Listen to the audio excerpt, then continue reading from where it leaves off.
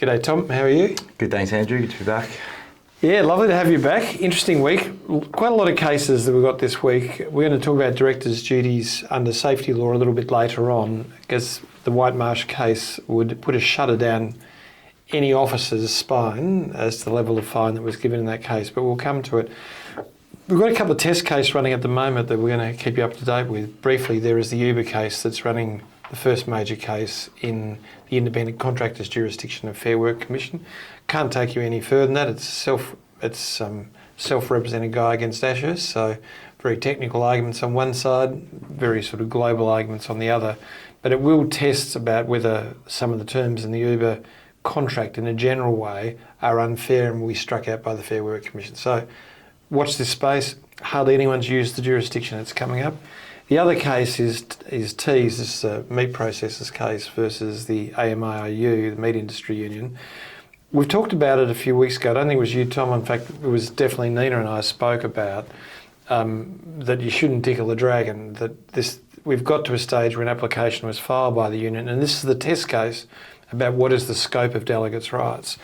And this is a matter that should never have reached the stage of ending up in front of a court, and it runs the risk of expanding workplace rights well beyond the normal delegate behaviour to doing things like being allowed to be present at the induction of an employer to sell union behaviour and union opportunity, which is not the intention of the legislation. Yep. So interesting case, mate. I won't get you to comment on it. It's not fair. You weren't here the last time. But what we can do is go on to our first major case, which is an Antivax case, Tom, and maybe you could give us a bit of detail around that. Yeah, so in this one, a poultry processing worker was dismissed for refusing to comply with COVID-19 vaccine mandates. Yep. And she and 7 others brought a claim that she was discriminated against on religious grounds because she had certain views that she disclosed about her views about vaccinations, things of that nature. And in the process of that, she rejected 5 settlement offers from the employer. That's right. So she commenced a claim. Yep. The claim itself had no merit right from the word go.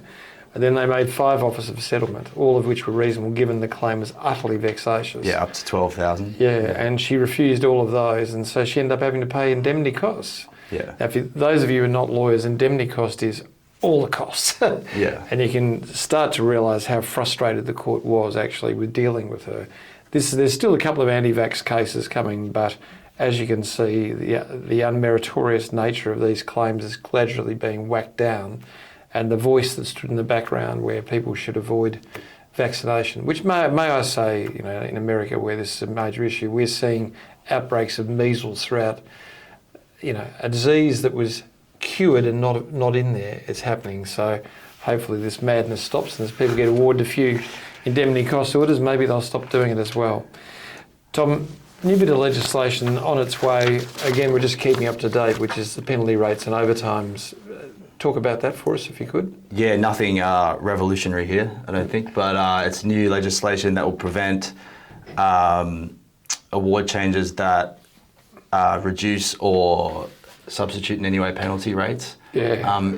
The test being that if any one worker who would be affected would be worse off, that change can't go through. Yeah, and look, it's been creeping into enterprise agreements, and I guess if what the federal legislation does is say that the award can't do it, and that's the underpinning industrial instrument, it will prevent this thing of paying global wages which have an opportunity to reduce. So this is about simplification and giving clarity to workers. I don't think it does much effect, but it does make employers have to be a little bit more honest about what they're doing. We do have the dumb case day. It's really dumb case day, isn't it? And I reckon that my IT partner is one of the greatest dumb cases of all time. So we've seen the anti-vaxxer, which is by definition dumb, but now we've got my IT partner who got a compliance notice and was given 2 years in which to comply, and then for underpayment, yep. and then sought to burn it all up and say crazy things and refuse to do it, like I'll make the government look bad and I'll start class actions. So rather than actually do the thing you should do, which is recognise you've done a wrong and show that you're sorry for it because people have suffered, He went the exact opposite way. Comply with the notice. Yeah, and comply with it. He deliberately sought to frustrate it and damage the process. And the Fair Work what did the Fair Work Ombudsman want in penalties? 75 to 85% of the maximum, and what the did he judge gave them 100. Gave him 100. Yeah, 48,000. Thanks for doing that, mate. Great argument you had. Yep. Bit of a sad day for the bank balance, though. Tom, the Isla Hannah case and aged care. I put this case on because it is a bit of a dumb case too. You know, it's fitting in my dumb case theory for the day, but partly because I really want to demonstrate the issue of quarantining decision makers. And this was a case where a person had complaints about them. That's correct, isn't it? Yeah, they were employed at a aged care facility and had numerous complaints and under the against them. Yeah, and under the Aged Care Act, they had to be investigated by the employer, which they were. Substantiated, and then the employer has subsequently taken action to terminate them. Yep. And the employee has brought a claim suggesting that they were discriminated against on the basis of their transgender status. Okay, so, and look, let's just go through, and the argument that's sitting behind all this is this was reasonable management. What they did was a fair thing. So did they have to investigate? Yes. So that was fair and appropriate. Did they do it in a fair and appropriate manner? Yes, they did. So in all the determination part of it, it's clean. The issue is what was the state of the mind of the decision maker. And here, whether it was deliberately quarantined or there was just no one had any knowledge, the decision maker had no knowledge of their transgender status. So there was no basis upon which a person could make a decision to discriminate. I should say it's not discrimination, but bullying. But bullying, same it's a bullying. applies. Yeah, so bullying. That's why I'm saying reasonable management actions. So in this case, fair reason to do it, done in a fair way, no knowledge of the transgender, therefore it couldn't have affected the way the decision was made. So whether it's bullying, whether it's discrimination, whether it's general protections claim, in all those cases the employer would have succeeded because they didn't have that state of knowledge. Yep. So look, interesting case. Again, I'm only doing it because I want you to always remember there is a decision maker. Only give them the evidence that relates to the particular issue. Keep them away from any controversial evidence that's not relevant. Shows how well it goes. Next case, Cheng and Church City Mission. This is a bit of a sad case in some ways. Yeah, Tom. a little bit. But I guess because it's sad, it reminds you of the need for clarity as you give people directions and as you look and support people. And here they said to Cheng, who'd had bowel cancer, they said, look, when you're unwell, don't work, okay? But she'd come back, he or she, I'm not exactly sure, had come back to work and was almost immediately after the surgery and was feeling lethargic and unable to work during the day in the scheduled hours. And they were working later at night trying to catch up. They weren't succeeding, but the point about it all was directions had been given and they were actually made for good safety reasons, which is just work during hours. If you can't work, put in for personal leave. Don't play catch up. Yeah, Cheng didn't do that and eventually was terminated on the basis of failure to comply with lawful reason directions, and the Church Missionary Society was successful because despite the sad circumstances, the directions were clear and they were for the right reasons. They were grounded in law, so they were lawful and reasonable directions, and they lost. So interesting and good case. Once again, do you see, as we're going through this, clarity and precision, get your process right, then no matter how sad the case is, how difficult, you're going to be in a safe place from doing it. The next case I want to talk to you is about TERS and the Health Secretary. This is the Westme case of a nurse who was terminated, went along for a conciliation process. There was discussion between the hospital's representative and her, and they reached agreement as to what that settlement would be. And she subsequently went away afterwards and probably got some advice, said, no, you've got a better claim. So she tore up the oral agreement. She said, there's no written agreement, nothing here. I can go ahead and proceed. The court stayed what was happening and said, well, look, that's not quite right. So, Tom, can you explain the legal basis of it? Because I reckon this is an interesting case. This is the New South Wales Industrial Relations Commission. But what's an agreement? Does it have to be in writing? No, you can definitely have an oral agreement. You can have it. Yeah, an agreement in writing is preferable, but oral agreement is certainly equally valid if you can establish that the parties were That's in right. agreement, basically. And you don't have to agree on everything. It's No. just the core of what the agreement is. Now, there's some Latin for that. You won't often get me doing Latin. It's called consensus ad ideum. It's where two parties to agreement reach an agreement, a fundamental agreement about the resolution of a matter. It could be for me selling Tom a car and saying, Tom, this is a 2018 BMW X, 5X. Tom says I'd buy it for $16,000 and I say, okay, well, look, I'll get it to you tomorrow. We've reached an agreement.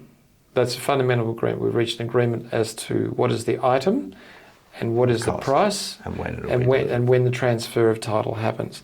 Now, have I said what the condition's going to be? Will I wash it before? Do you need to go and get a check with RACV? None of that sort of stuff. You can leave some blanks. You can leave some blanks, but it is still an agreement. And that's what they found in this case. But again, I think when Tom and I talked about putting this case on, the issue for us is just get your process right.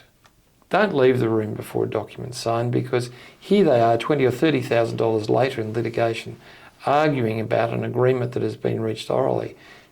And all I had to do was say, look, before we leave today, let's get it settled. So what we're saying is, even though you can have verbal agreements, you would much prefer in these situations to get it in writing. Yeah, and even if the worst you can get is write immediately and confirm and say, look, we are confirmed we've reached agreement. Yeah. But to not do that means you just have this continuity of disputation, and it's not wise. I want to talk about mosquitoes now. Let's do it. Farrow Smith and Comcare. This workers' comp case, Tom, what's it about? Yeah, so this journalist this is going back to 2020, the onset of COVID, and a journalist had been covering the floods in New South Wales in February 2020. Yep. A month later, went on a holiday with her family in New South Wales. To Yamba. Yamba? I don't even know where Yamba is. No, I'm sorry, anyone in Yamba, I'm sorry, I don't know where it is. Is there an East Yamba? No, sorry.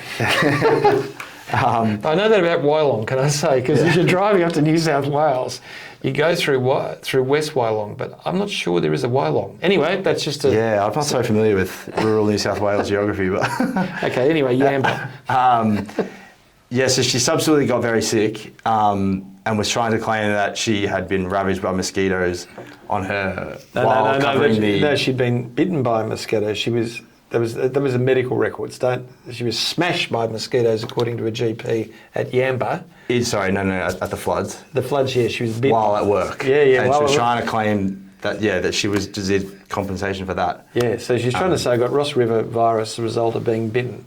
So I put this case on because workers' compensation is Gumby land. Most times insurers and everyone involved in it doesn't treat it like a court of law. They don't go and break down the evidence. But Comcare on this occasion went and had it examined, and a metabolite showed it was much more likely that whatever the bite was that occurred happened later rather than during the floods. On a family holiday.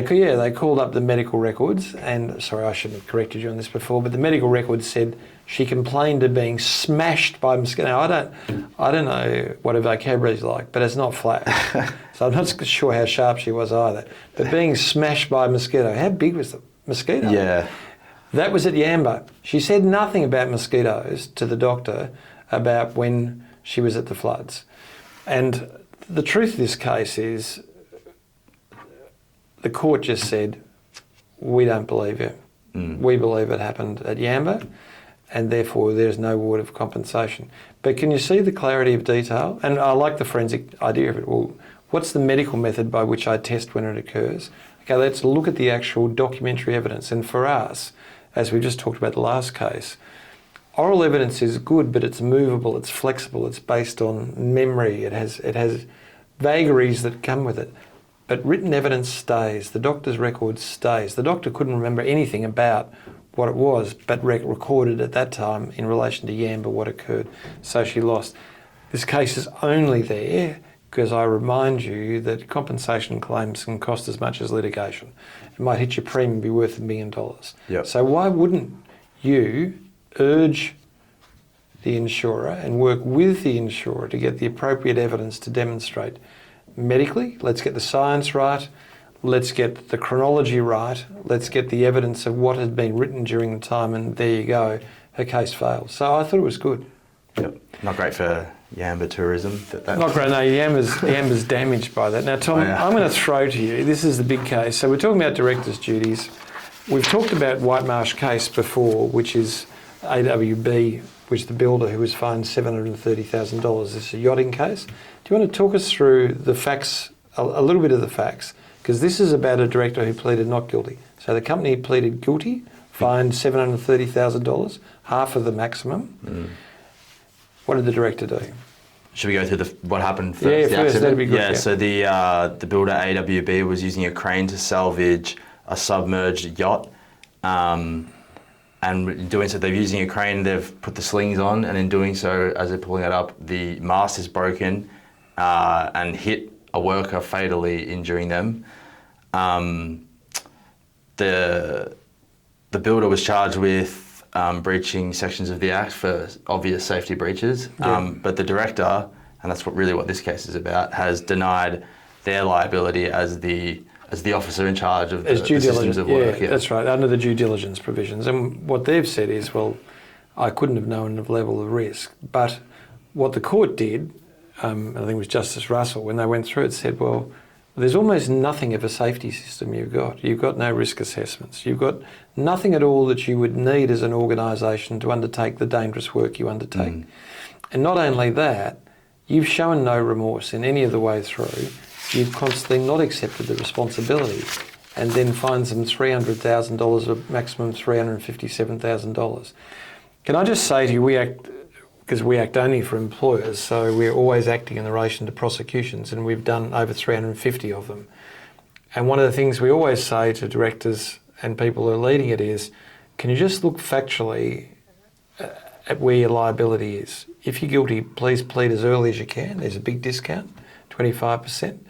And if you can show genuine remorse about it, and you can talk about what you didn't know and you can explain it, but don't try and weasel out of it. But whatever you do, don't go on the attack, because when you're guilty, you're guilty. And the more you attack, the more you excite the regulator, the more you frustrate the court in the process, the higher your fine goes.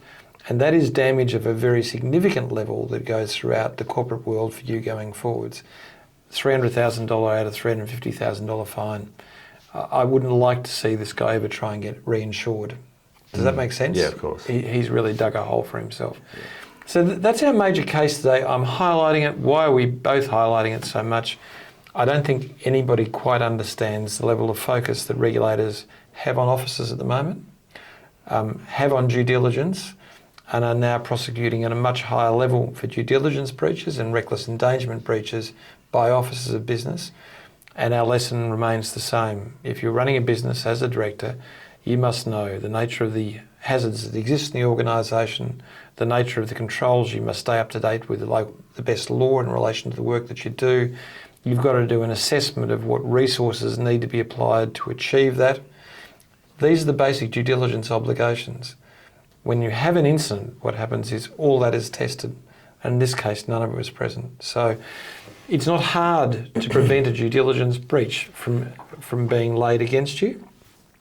It's just a matter of knowing what you do, knowing the hazards and levels of risk, documenting a process, auditing to make sure it's happening, staying up to date with the recent law, and making sure your budget has the relevant resources and you're completely safe. But go on the front foot like this guy, and it's tiger country, really. Why don't we have a look at our case study today, okay? So, Tom, I'll let you do the reading, mate. So, Bess had not been well. She had contracted Ross River virus after holidaying on the Murray River during Christmas 2024. Upon her return to work, she was lethargic, had trouble arriving on time, and experienced ongoing periods of malaise. Her manager, Roy, suggested she take time off to recover. Bess responded that she was improving. They agreed on a support plan. She would work from home, take an hour-long break each day to nap or rest for a month and catch up on work later. However, her team soon raised concerns, reporting that they often could not reach her during work hours. Roy scheduled a Zoom meeting with Bess. He explained that the current arrangement was not working and that he needed to be in the office at least 3 days a week and to be responsive when working from home. He also told her not to work outside standard hours. Bess replied that she had to work outside of those hours due to her fragile health. Roy arranged for an independent medical examination and the IME consulted Bess's treating doctor. It was agreed that she would need at least 1 hour-long break per day for the next month and that working from home was appropriate. However, Bess's work remained poor in quality, low in volume, and she was still unresponsive during work hours. Later, her GP confirmed she was fit to work full hours. As a result, Roy directed her to return to the office 3 days a week and to meet her work targets when working from home. He also reiterated that she should not shift work to outside hours to compensate. Bess then submitted medical certificates from a different GP at another practice, requested flexible working arrangements based on her disability and age, she was over 55, and continued to be difficult to reach during standard hours. She often completed work late at night, which is still of poor quality and insufficient quantity. While the company was preparing a business reasons defence, a private investigator filmed Bess playing 18 holes of golf with other women, followed by drinks and dinner on a day she had submitted a medical certificate claiming she was unfit for work. When the footage was shown to the IME, the doctor stated that her activities were entirely inconsistent with any continuing symptoms of Ross River virus. As a result, Roy terminated her employment. All right, Tom, the first question is, did she have a valid request for flexible working arrangements? So can I break this down for you a little bit? Sure. When can I ask for an IME? Okay, when there is a sudden change in a person's health or management, and it walks away from a position which is built on past evidence. So in Grant and BHP, it was where somebody was wholly unfit and then suddenly became wholly fit for work. And the court said, well, you're entitled to understand what it is with this person because you've got to get back to work safe. Here we've got somebody saying, no, I can only work within these limitations. And prior to that saying she was completely fit for work. So the limitations are one that suited the way that she wanted to work. So under the original cases of Ramsey and Blackadder and Grant and BHP, it was appropriate to do the IME, okay? So there we go, there's the first part, got the IME. Then she says, look, I'm not well. Then she sort of says she is well and it all gets messed around. Did she have a basis for flexible work? No, because she went back to a GP and said, no, I'm well. Then I go back to a GP, say, no, I'm not. But the answer is she's produced no viable evidence, and the only viable evidence that does exist is she's well enough to do the job. Okay, so, and the things that she's arguing about are lawful and reasonable directions about when she works. So I don't think she's got enough for a flexible work, and certainly the fact that she's 55 does trigger a provision under the flexible work arrangements, but it must be attributable to her age as to why she can't work, not just simply she's 55. So I don't think she succeed, and that's before they did the private investigator stuff. So probably not a valid one. Was Roy's failure to conduct a risk assessment a breach of workplace laws? Yes. Now, the answer is yes, okay, because the difficulty we've got with this person is he is creating a method by which she works without understanding and assessing whether she can do that. The IME would have informed that process. This would have been a lot better if a risk assessment had been done. No harm has been done, but it's a psychological hazard. All codes require risk assessment, not done. It's a breach of a primary duty, not too unlikely ever to be prosecuted, but I just put it out there. Was Bess's termination based on a protected attribute or workplace right, potentially forming grounds for discrimination or a general protections claim? Well, no, because she was terminated for dishonesty in the end. She provided medical evidence that was shown to be false. She's off work on this basis. Well, this is Anderson and Crown. I was just telling Tom before we came in, very famous case of a Kevin Sheedy worshipper. There must be at least 6 of them out there now, who wanted time off from Crown, wanted personal leave, so he could go and see Kevin's last game, I think it was in WA.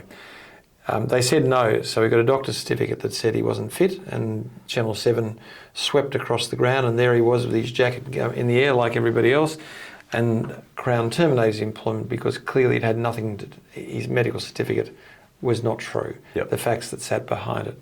So here the question is, was the nature of what she's doing inconsistent with her argument about Ross River virus? Well, yes, it was, because her capacity to undertake work, the vigorous nature of what she was doing, the drinking, all those things, they're not things that a person who's unable to work 8 hours a day can do. It puts a lie to what she's saying. So I would say that it's a proper basis.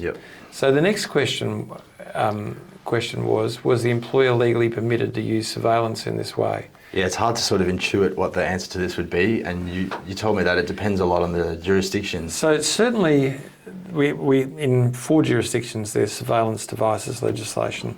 Victoria is the only one that permits covert surveillance of someone who is a participant in something, but all of them allow it in circumstances where it is reasonable to do so, where it would otherwise you would not be able to obtain evidence or it would be falsified at risk of falsification. But you've got to be aware in a workplace there are very strict rules around covert surveillance. Things like at home with mouse trackers and all that sort of stuff. You've got to make sure the person is aware it is occurring. They've got to consent to it, or as part of their employment acknowledge they must comply with it. But this is outside. There's a case called Kerrigan, and I can't remember the name of the Port Authority that was dealt with, where the Fair Work Commissioner was concerned by the nature of what's doing. But here, this was an appropriate course. All insurers would undertake this as workers' compensation. It's permitted, and you're allowed to do it. But the evidence is not a lie because you think it's a lie. You must take that evidence and present it to an IME who can satisfy you that the nature of what that person is doing is inconsistent with the nature of what their claim is. So you don't see them playing golf and just immediately jump to the conclusion, right, we've got what we need. You have to get the doctor to certify that is not consistent with the claim. Tom, I think it was my first personal injuries case as counsel. I argued these are the bad old days of personal injury where the private investigator went and let down the guy's tyre and he went outside with a back injury and pumped up his tyre. And he saw him moving a rock in the backyard. And so I presented the evidence before Justice Crawford, who is a great judge, and Crawford said to me, well, Mr. Douglas, is there any evidence of what he was like the day later? I sort of cringed, and the guy just said, yeah, actually, you can go and speak to my GP. Pumping up the tyre. Destroyed my back. For about 3 weeks afterwards, I was lying in bed and I had to move the rock because it was on top of one of the kids, such and such. Oh. Once again. And we lost. We sort of settled after my brilliant piece of cross-examination, actually. But the point was, I hope the client's not out there now. For MMI, I'm not sure it exists insurer anymore. But my point about it is, you've got to be able to demonstrate that it is impossible and that the nature of what occurred didn't cause them an injury or suffer as a result of it, which was reflective of their injury. So it's actually quite complex. Surveillance is not just catching someone doing the wrong thing. You've got to be able to prove, A, they couldn't do it with their illness, B, if they did do it, that there was no sequelae as a result of doing that caused them the type of damage. So interesting case and a sad day for me. I think that's it, mate. Yep. Good to have you along. Yeah, and see you all next week. Give us a thumbs up.